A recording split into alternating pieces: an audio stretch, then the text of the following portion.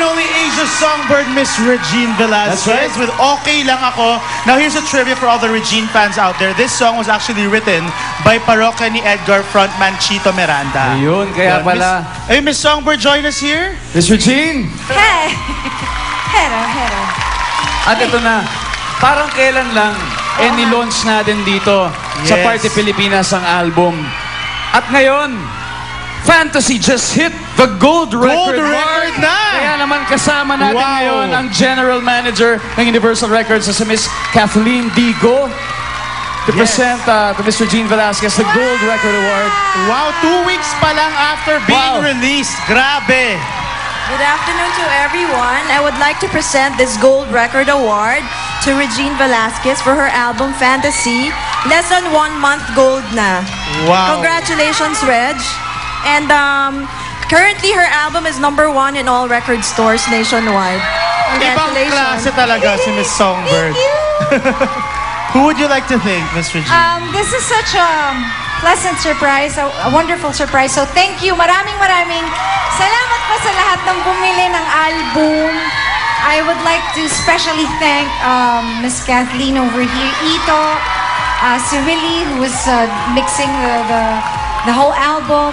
My sister Kakay for doing pinakailaman yung layout, lahat ng mga gumawa ng layout ng album, maraming salamat.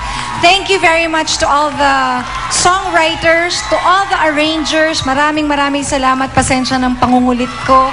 At nagpapasalamat ako sa aking co-producer na si Dayan, na for being so patient, my sister Dayan, and si Ito na kinukulit-kulit ko lagi. So maraming salamat. At higit sa lahat, maraming salamat po sa lahat ng bumili ng album. Maraming salamat po sa inyong lahat. Na-realize ko na huling album ko na pala to bilang Regine Velasquez. Bilang single.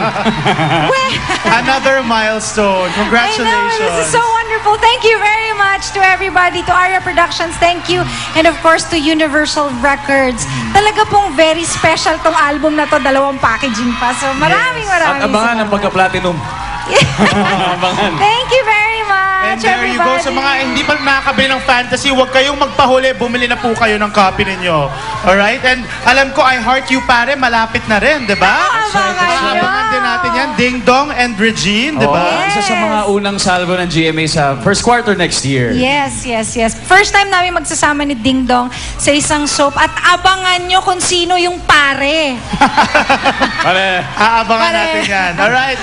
Samantala mga kapuso, tuloy-tuloy pa ang pampakilig namin sa inyo dahil ibibirit ng ating resident divas ang all-time favorite hits ni Miss Regine.